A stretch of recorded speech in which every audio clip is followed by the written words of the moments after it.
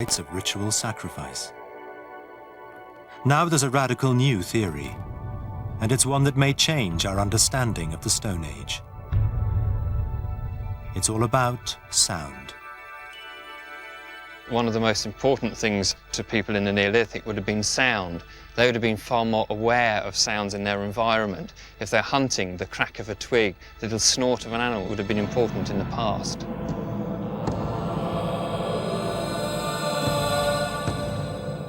Archaeologists have found Neolithic sites that play strange tricks with sound, sometimes amplifying it, sometimes distorting it, and sometimes even inducing in the listener strange physical sensations. These effects may be coincidence, but evidence is mounting to show these effects were deliberately built into the design of these monuments. We are seeing here the sophistication in acoustics that we already is apparent to us in the sophistication in the architecture of the building of the structure, its astronomical alignment. It's all of a piece. Could it be that 5,000 years ago, our ancestors had a sophisticated knowledge of acoustics?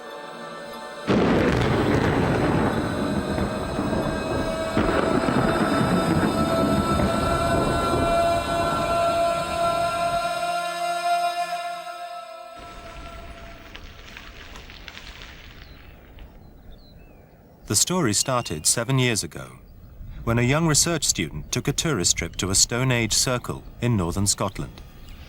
When I first visited the circle, what struck me was that as I moved across this very central region of the monument, I heard sounds made by other visitors, particularly in the area of the large recumbent slab being reflected across the circle. I heard an increase in volume, it became a fuller sound, and there also seemed to be reflections coming off the other stones in the circle. And then, as I continued moving across the site, I heard those sounds suddenly decrease. They dropped away. The sounds no longer behaved in that extraordinary way. And that really set me thinking, because I thought, well, if I'm finding these sounds extraordinary, how would people in prehistory have understood them, the people who used this site originally? For the moment, Watson's idea was just that, an idea. He needed help to measure the effects scientifically.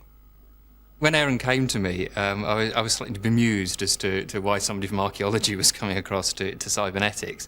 But I think within the university, cybernetics has a bit of a reputation for being the weirdos, the oddballs. And if there's any strange request, then it tends to get, sort of dumped on cybernetics. Initially, I was quite surprised to hear there was any acoustic effect at all. Like a great many stone circles, it consists of stones which are quite widely spaced. There's far more gap than there is stone, and so you'd expect maybe to get a little echo off of each stone, but nothing that you'd really be able to hear.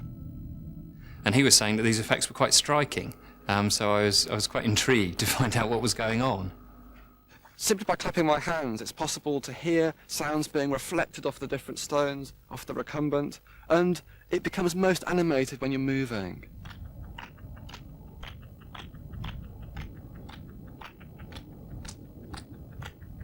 As I move into the alcove, the way in which sound is being reflected off all of the other stones in the circle becomes much more evident. You hear very slight reverberations from each of the monoliths in turn.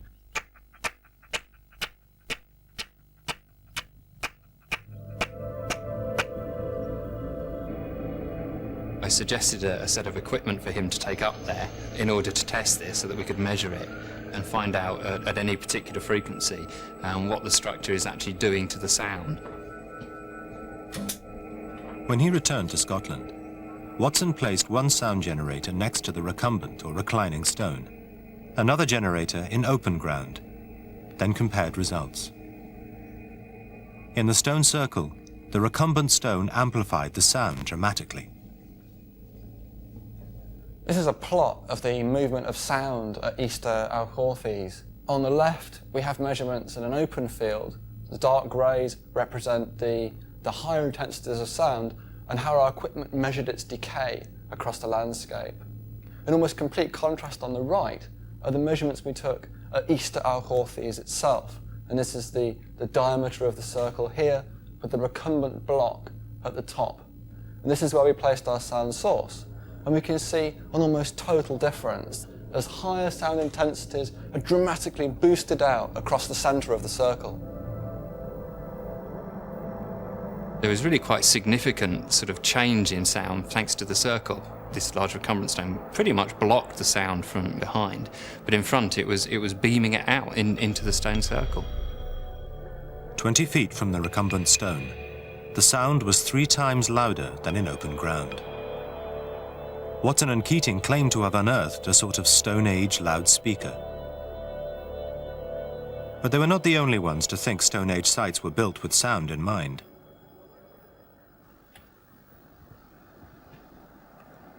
Unknown to them, at the same time, an Anglo-American team had stumbled upon the idea too.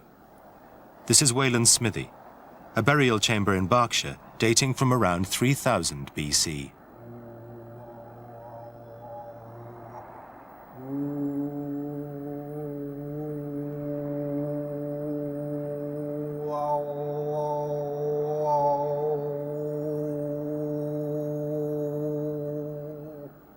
Well, this was the first site that we acoustically tested, and we set up our acoustic equipment here, and we could tell from our voices and from humming and from clapping that there was a resonance very clearly, quite strong resonant quality in here. At a particular frequency, the chamber resonated, amplifying and increasing the sound of his voice. This resonance is caused by something called a standing wave. A standing wave is where you get at a certain frequency, the sound bounces off the walls and comes back and adds with the original sound, and so you get much more intensity than you would have got otherwise. When the sound bounces from the walls, it is reflected back and forth in perfect synchrony, amplifying sound from the original source.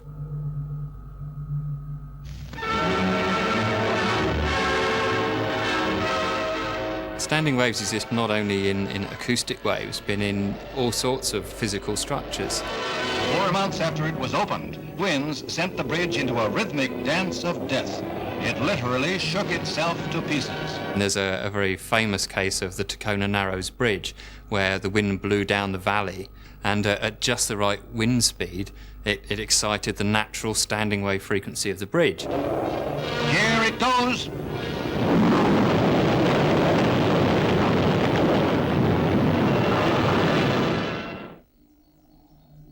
Standing waves caused the tomb at Wayland's Smithy to resonate. But Devereux wanted to find out at what frequency this happened. We scanned through the frequencies and we found that the chamber over here had a resonant frequency of 112 hertz, and the chamber on this side had a frequency of 95 hertz. The finding surprised him. This frequency is at the bottom end of the range of the male baritone. We were immediately intrigued and alerted, and we wondered if there'd be any other chambers that would resonate in that frequency.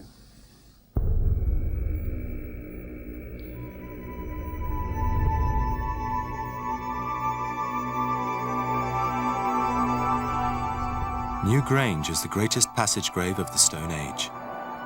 A small burial chamber, 17 feet long and 20 feet high, set deep within a much larger structure, linked by a 60-foot tunnel or passage to the outside world. Standing near the River Boyne in Central Ireland, it's over 5,000 years old, older than the Great Pyramid of Egypt.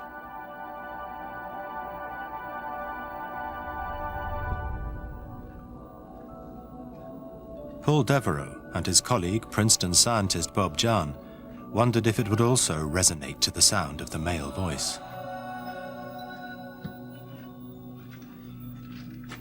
We placed the sound source at the center of the main chamber, and sure enough, nice clear response at pretty much the same frequency.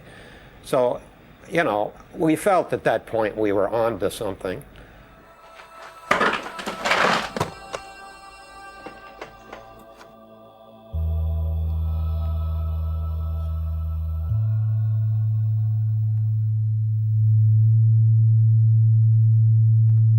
Grange resonated at 110 Hz, within the same frequency band as Wayland's Smithy. But if this was more than luck, then they needed to examine other sites. They chose 4 other chambered buildings, each selected entirely at random, 2 in Ireland, 2 others in Cornwall. They were drastically different. Some of them were round, some of them were rectangular, some of them had ceilings, some of them didn't have ceilings. But when we repeated this experiment over and over again in these 6 cavities, the remarkable thing was that we found virtually the same resonant behavior. Could this common resonance have been deliberately built into these structures? For Professor Jahn, the answer was clear. It was almost as if this was somehow in their building guide to design these things, to construct these things, to have that common resonant frequency. This was not a trivial accomplishment, because with cavities that are that complex, the possibilities for standing wave patterns are so proliferate that to get the ones that all have the common frequency and yet are based in such a disparate geometrical set of configurations was really a remarkable achievement. It could have been chance. All buildings resonate at some frequency, and 6 sites are a very small sample. But Jahn had noticed something else. In many cases, we saw evidence that the cavities had actually been retrofit with baffle stones, some of the geometries altered slightly. They were tuning the cavity, as it were, by empirical placement of baffles and openings and changes in the geometry until they got it. The evidence was hard to dismiss. The structures had been constantly altered to get the acoustics right. Stonehenge was built around 2000 years BC, at least 1,000 years later than New Grange. So, if Neolithic builders really did know how to manipulate sound, might evidence be found here too? One of the things we noticed when we first came to Stonehenge was the difference between the inside surface and the outside surface of the stones. The inside surface here has been considerably worked, and it's actually smooth and it's a concave surface, and we can see that on these stones which are part of the outer circle. If we look at the outside surface of the stones, we can see that this has not been worked. It's still the natural, unfinished surface, and we can see it's irregular, it's convex. And the difference that this would cause acoustically is that this smooth, concave surface would tend to reflect and focus the sound back into the centre of the ring, whereas the outside surface would have scattered the sound.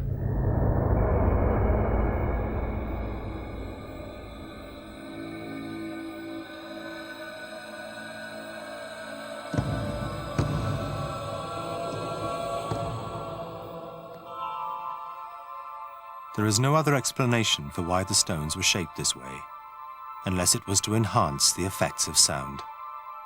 It's a very strong argument that says that they did this for acoustic reasons, and the reason for that is that we can actually see these stones sort of in profile, but you have to remember that that's because part of Stonehenge has fallen down, and when the outside circle was complete, you would never been able to see the stones edge on, and so this wasn't really a visual effect. From the centre of the circle, you can't see that inside surface is concave. And so really, if it wasn't a visual effect, that only really leaves an acoustic effect that they were trying to produce.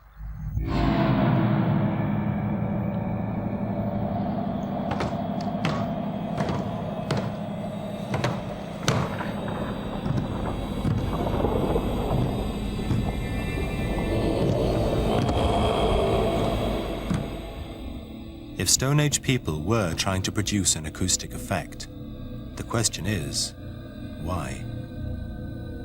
Perhaps an answer lay in passage graves like New Grange. Until now, archaeologists had thought of these graves simply as resting places for the dead. It was clearly related to the human voice interior. Yet these places are supposed to be places for the silent dead.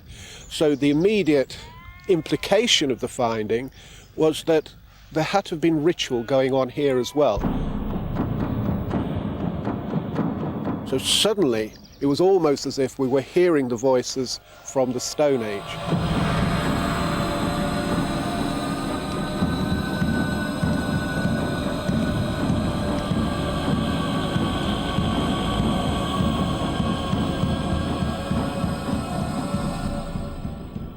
It appears from the design of passage graves and the shaping of stones at Stonehenge that Neolithic people may have been creating places for the human voice. Now, new findings from France suggest knowledge of sound might be many thousands of years older still.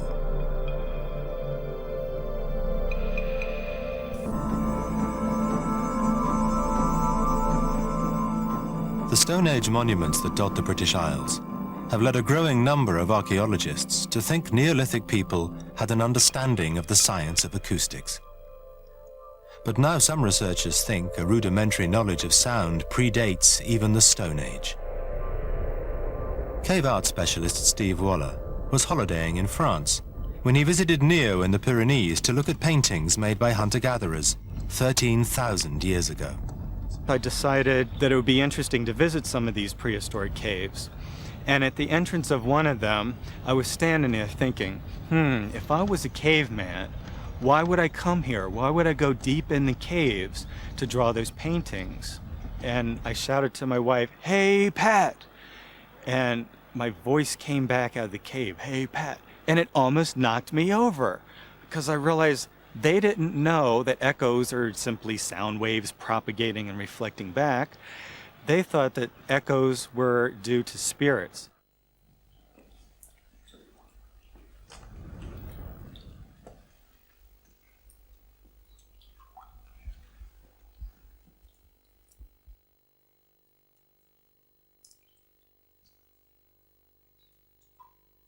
At Neo, the paintings are hidden deep within the cave, up to 1 mile from the entrance. The subterranean world was the world of the spirits. That's where the dead went, or that's where the ancestors lived, and the gods, and the spirits. So that means that going deep inside the caves was a deliberate move to go into the supernatural world. It was, literally speaking, a supernatural journey.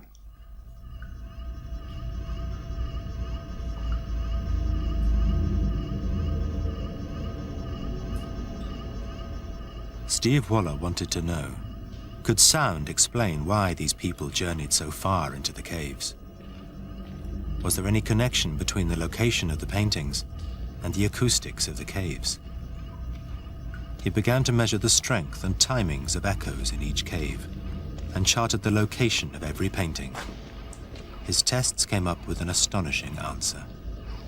After testing more than 100 rock art locations on 3 continents, I found that there's a very good correlation between the places with the best acoustics and where the rock art's located. The cave walls with poor or faint echoes tended to be unpainted. The surfaces with the strongest and most powerful echoes were the ones that had been painted on. The prehistoric artists were specifically seeking out locations that had the best acoustics and choosing those places to make the art. If Waller is right, then it was clearly important for the artists of Neo to locate their paintings in the best place for sound. But that doesn't explain why they did it. One theory suggests a clue can be found in how some of the paintings were made. A number of the black images that we see weren't painted on with a brush. They were blown on through long bones of animals. Archaeologists have found long bones with pigment inside them.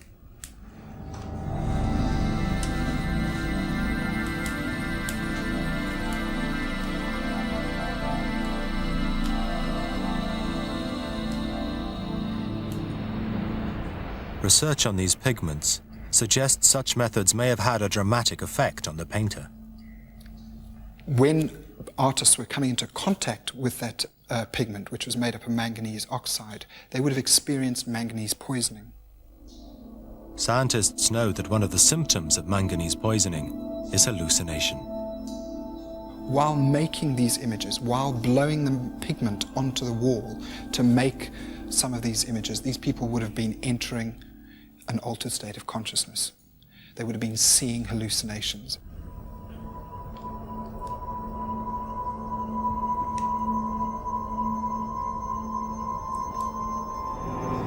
Thomas Dowson believes these hallucinations would be interpreted as journeys into the spirit world, and in this state, sound would have played a vital part. We know when people are going into an altered state of consciousness, they hallucinate on all 5 senses. So certainly sound would have been a part of their experiences in the spirit world. The cave would be a place where art, worship, visions of the spirit world and sound combined to provide a religious experience.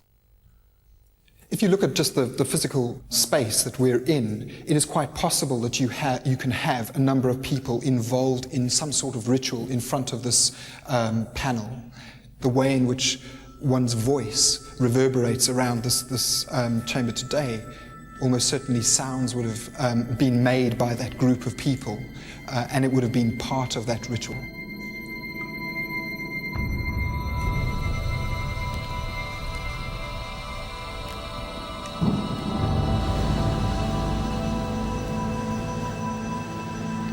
Eight 8,000 years later, in the Stone Age, new findings from the Orkney Islands suggest Neolithic people also experienced unusual physical sensations.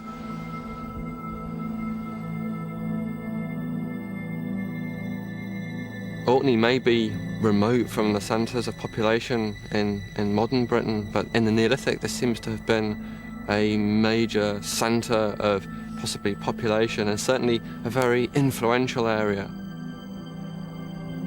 No evidence of manganese poisoning has been found in Orkney.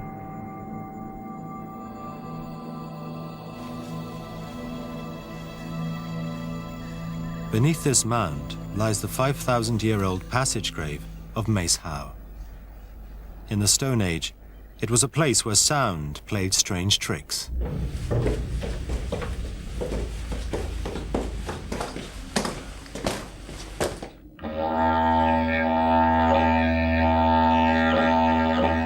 An example that we ourselves have personally experienced with my friend Simon O'Dwyer, he played a Bronze Age horn in the chamber, and 4 of us in there all felt the same sensation, which was an intensification of the sound plus a vibration coming up through the floor of the structure, through our limbs and into our guts, basically, so that you felt an excitement of your whole body without any kind of change in the sound that you could pick up on a tape recorder or anything. So this is not just simply an acoustic phenomenon, it's a whole body phenomenon. You can even hear through your body. As at New Grange in Ireland, archaeologists now believe that here Stone Age people buried their dead and took part in religious rituals. And when they sang or played instruments, the tomb's natural resonance may have caused unusual, disorientating sensations. It tends to produce effects like dizziness or giddiness, and they would get a feeling of being very uneasy. You feel this very strange effect. You feel nauseous or you feel like you're going to fall over, and you've no idea. What do you think's going on? David Keating wanted to find out why the resonance of Mace Howe caused these effects. The design of the tomb gave him an idea. I could see that there was a large chamber, and leading onto the chamber was this long, narrow passage. And immediately I looked at it and I thought, well, that looks like a Helmholtz resonator. And of course, Aaron's like, what's a Helmholtz resonator? And I said, well, this is the effect that this chap, Mr. Helmholtz, discovered, which is the effect you get when you blow across the neck of a bottle. You've got a section here which acts as a passage, and then there's a section which acts as the sort of chamber. And if I blow here, As you can see, it's very easy to get a note out there, quite a low frequency from this bottle. The phenomena of blowing across a bottle led us to believe that perhaps the wind blowing across the entrance of Maze Howe could set this off. The other possible source is the thunder of a big storm.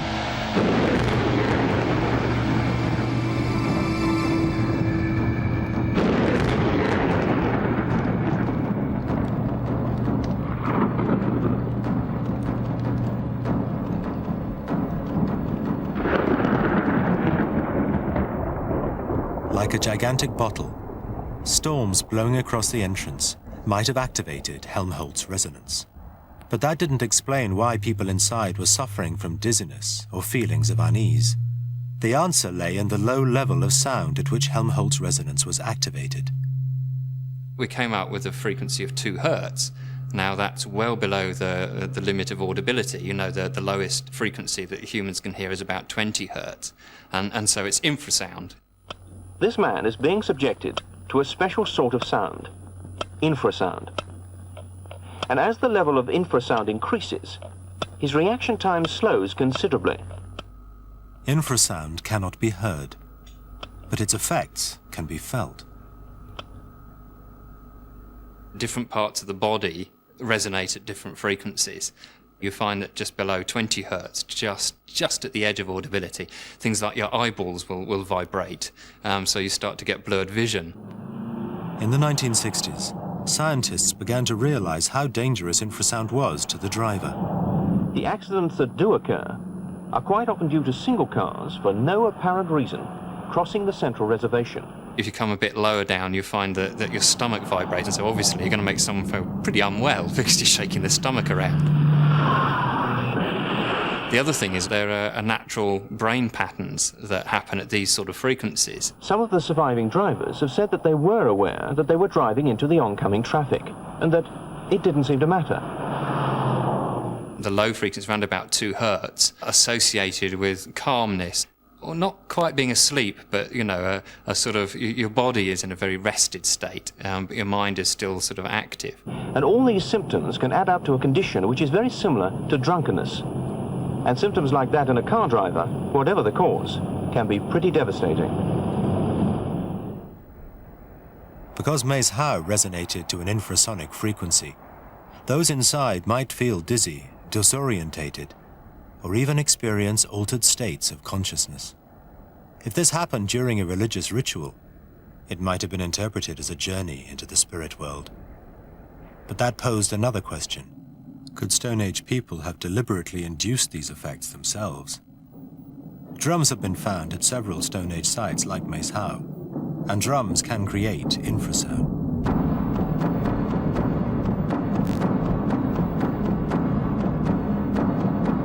The people within Maze Howe would hear the drum beat, the dum, dum, dum, but they'd be completely unaware that there was a very, very loud infrasonic frequency there. It could be a very high level of sound, and they'd be totally unaware that it was even there.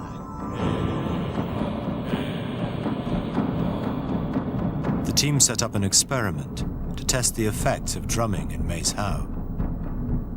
As Aaron Watson beat the drum, something strange happened to David Keating. I began to experience a sort of falling asleep effect, and my head became heavy, and I started to nod down. Then I noticed I got the kind of twitches that you get when you're falling asleep, and my arms started to go like this.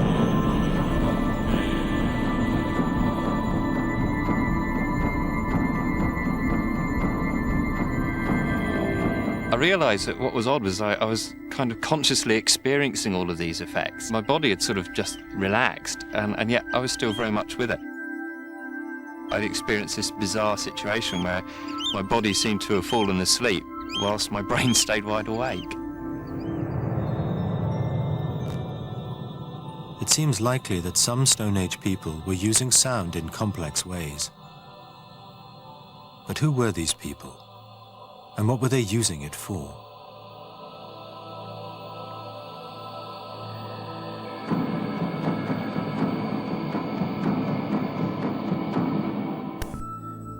Now archaeologists wanted to know who these people were and why they were doing it. A clue can be found a few hundred yards from the stone circle at Stonehenge. Here stand several Neolithic burial sites, known as round barrows. Well, here we are. This is King Barrow Ridge. These are the King Barrow Mounds, and you can see they're absolutely enormous. And what is amazing is that underneath these great mounds, there's only one individual. And this person is buried on the land surface, and then they just piled up all this earth on top of them, and chalk, layers of chalk and earth. Archaeologists have dated the graves at King Barrow Ridge to the time Stonehenge was built, about 4,000 years ago. But they've also found other graves here, called Long Barrows, from a much earlier period. They are very different from lavish burial places like King Barrow Ridge. Towards the beginning, when you're talking about herds people at about 6,000 BC, they're burying their dead in long barrows. And often, not always, but often, these are communal barrows, and everyone seems to be being buried, or at least a cross-section, children, women, men, all being buried there. And the question is there a very sharp change in the way in which the society is being structured?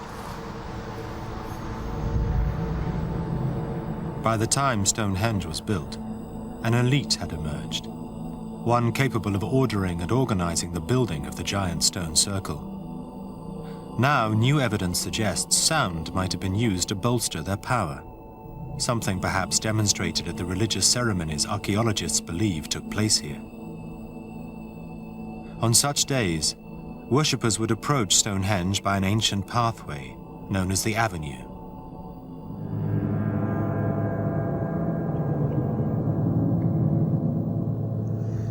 A really interesting aspect of the avenue is that its alignment actually follows the axes of the midsummer rising sun from the centre of the monument out into the landscape. And in the opposite direction, it's also the midwinter sunset. So people moving along the avenue and into the stone circle would have actually been following this cosmic axis, linking together two important days of the year. As we actually approach this enormous aperture, almost like a gateway giving access to the stone circle, suddenly then you would hear this noise coming from the centre that would have been largely distorted and blocked when you were standing outside the monument.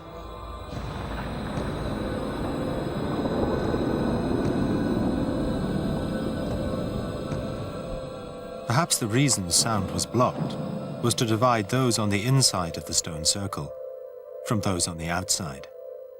The numbers of people who can actually be accommodated in the very central area, which is only really a few metres squared if you actually want to see the sun rising, the number of people who could stand there would almost certainly be very different to the number of people it would take even to move one of these stones.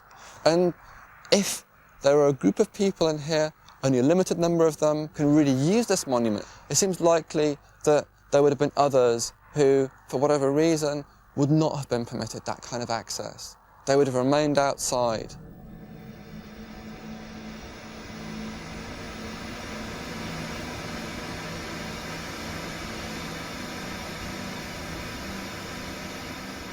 Watson and Keating wanted to find out how sound may have been used during these religious ceremonies. We set up the loudspeaker and the pink noise generator at the position of the altar stone, which is close to the centre of the sort of activities that would have happened at Stonehenge. And we noticed that as you walked around outside the outer circle in the best preserved part, that you could hear a rumble, the low frequencies from the pink noise all of the time. But as you came to the gaps in the outer stones, you got a better idea of what was going on. You heard a bit more of the high frequencies.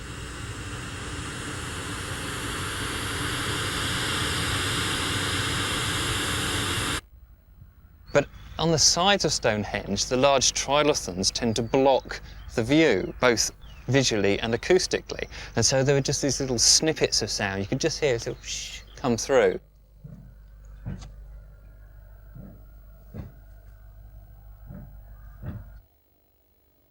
Until finally, when you come onto the axis, which lines up with the midsummer sunrise, you've got a clear view through to the centre, and you can hear perfectly what's going on.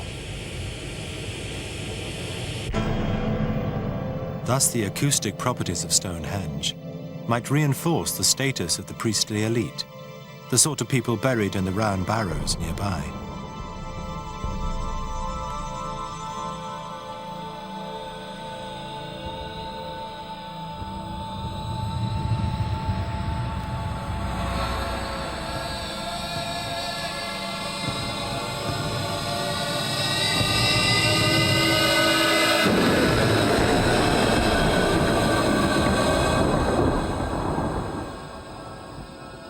But Stonehenge was not the only place where sound might have been used in such a way.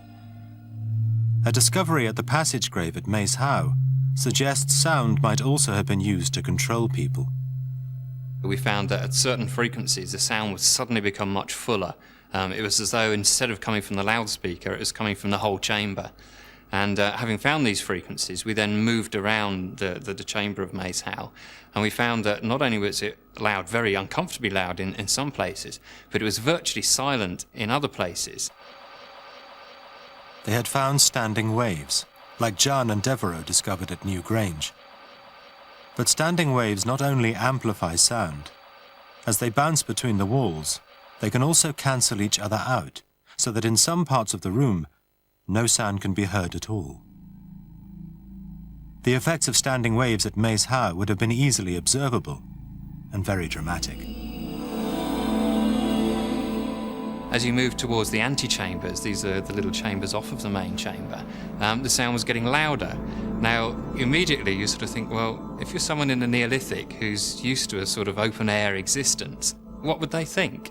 They come into this structure. They may not even be aware that somebody is actually generating this sound. Even if they are aware they're making this sound, as they move towards them, it gets quieter. That would tell them, well, it's not coming from that person, is it? They move towards one of these antechambers, and the sound gets louder.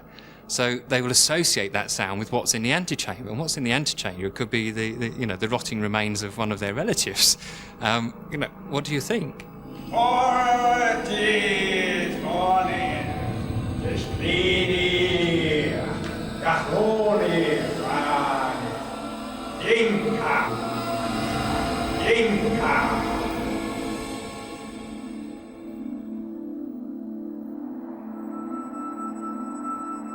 If the priests were exploiting sound in this way, then it might solve another mystery.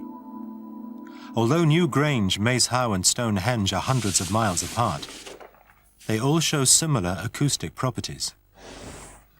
Was it possible their priests were somehow in touch with each other? A clue can be found in these Stone Age axe heads. I think the most important thing about the axes is that they're usually found a long way from their geological sources. And very often they've moved into areas that have got perfectly good raw materials for making stone tools, and yet they're preferred. For example, the axes from the Central Lake District are very common on the Yorkshire Wolds, where there's a good flint supply.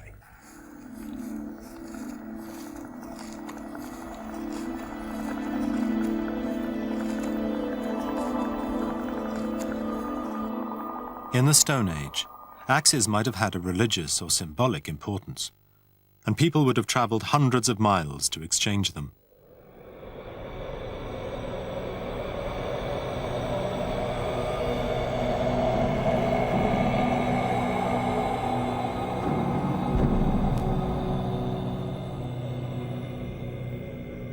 And if goods could travel such distances, then so could ideas about sound.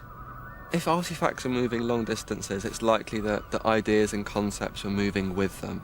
Some of the ideas that underlay structures like Maes Howe were being transmitted, carried across very large distances, across the sea to Ireland and across the mainland of the British Isles. In Stone Age Britain, a priestly elite may have used sound to strengthen their influence. Today, new information from Ireland suggests just how far this use of sound could actually go.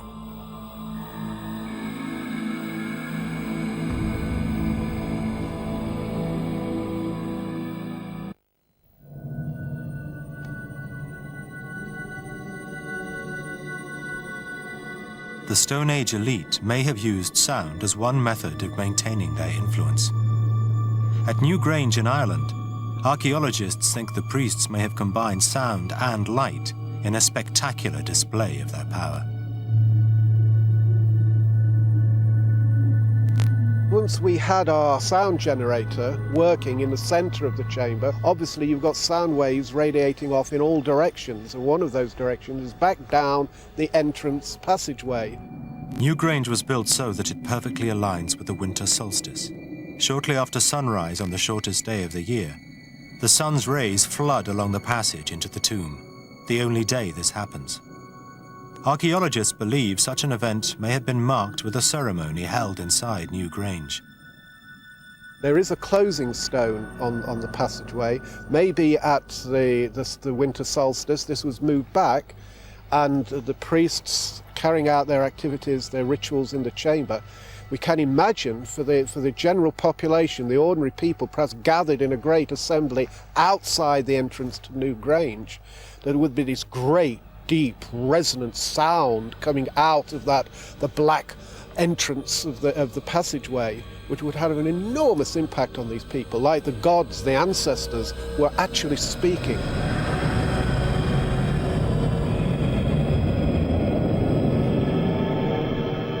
If on the winter solstice the sound properties of the passage were being exploited in such a way, it suggested one final possibility to Devereux. And it's the most radical possibility of all. If Stone Age people could use sound waves, could they actually see them too?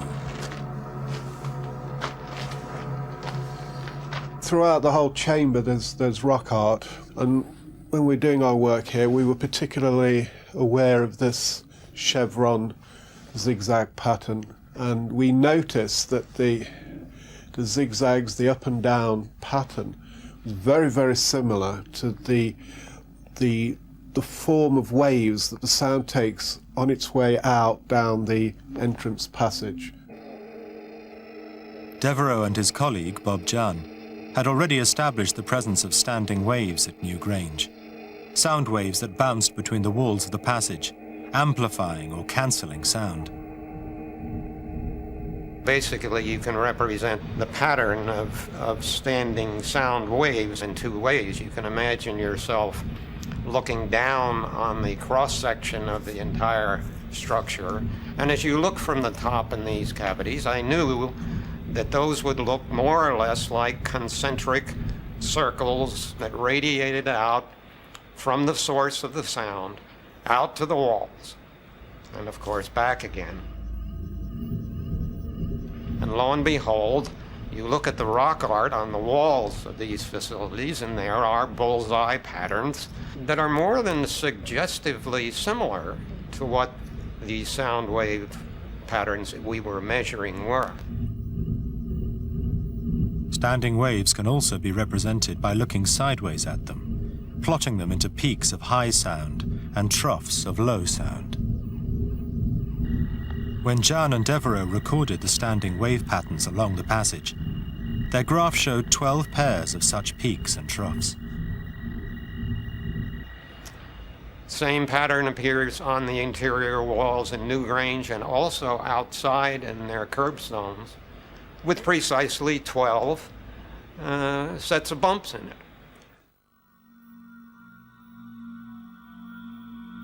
Was this just a coincidence? Or was there some way in which the builders of Newgrange had actually seen sound waves? There was a clue. Archaeologists think that a ceremony would have been held inside Newgrange on the day of the winter solstice.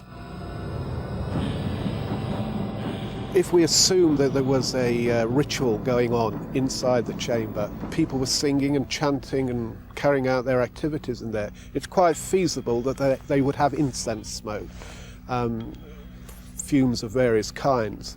And the sunbeam would shine through this, it would cut through this like a laser. And it's feasible, it's possible that the sound being produced in the ritual would the sound waves coming from it would become visible in the smoke. Singing might cause the chamber to reverberate, creating standing waves of sound.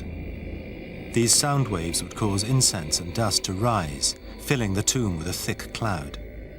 The sound waves would organize this cloud into areas of high and low density.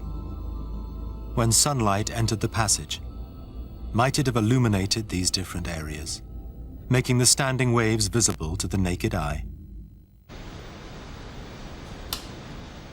Scientists at Princeton University have built a device to illustrate how this may have worked. We have a cylindrical plastic pipe. We have put some very fine powder in it, which is now lying on the bottom. We turn on the sound generator. We sweep the frequency until we find the resonance, which we will identify audibly. And at that point, we will increase the intensity of the sound to the point that it actually will levitate the dust particles off of the floor of the channel, and they will accumulate in alternating places of high density and low density, and those patterns of high and low density are a visualization of where the standing waves are in this pipe.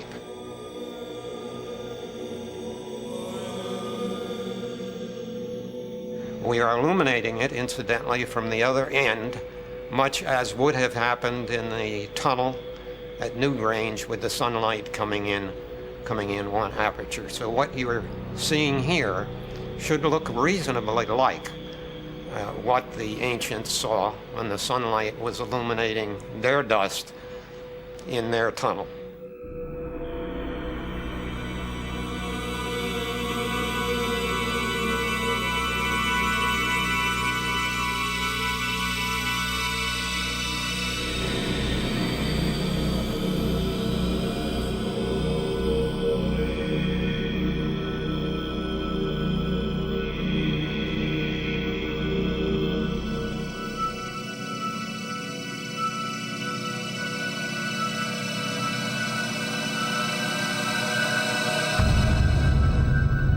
The science of acoustics has opened up new ways of looking at the Stone Age. Neolithic people built stone circles that amplified sound. They may have altered the structure of their tombs until they resonated to the human voice, and at Stonehenge even shaped the stones until they had the best acoustics for their religious ceremonies. Our ancestors may even have been able to see sound waves. Hundreds of years before the Great Pyramid in Egypt was built, it seems early Britons were designing their monuments with a sophisticated knowledge of sound. More Secrets of the Dead next Monday at the same time, 9 o'clock. Details coming up.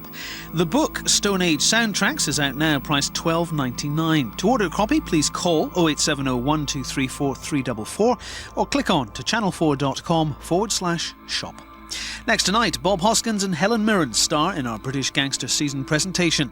Our Monday night film is The Long Good Friday.